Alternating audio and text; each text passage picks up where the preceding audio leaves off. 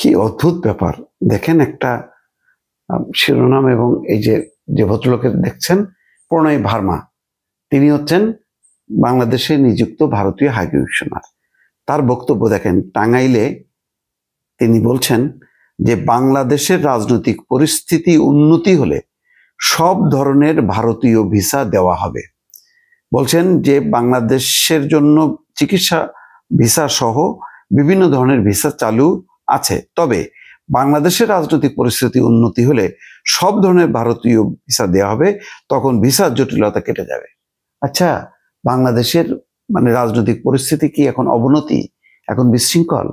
ভারত সারা বিশ্বে প্রতিষ্ঠা করতে চায় বাংলাদেশ এখন বিশৃঙ্খল অবস্থার মধ্যে আছে, বাংলাদেশের রাজনৈতিক পরিস্থিতি ভালো না।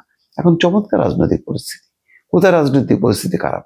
উনি বলতে পারে একটা দেশের রাজনৈতিক পরিস্থিতি সম্পর্কে এরকম মন্তব্য, তাও বাংলাদেশের মাটিতে দাঁড়িয়ে তিনি বলছেন বাংলাদেশের রাজনৈতিক পরিস্থিতির উন্নতি হলে ভারতীয় ভিসা দেবে।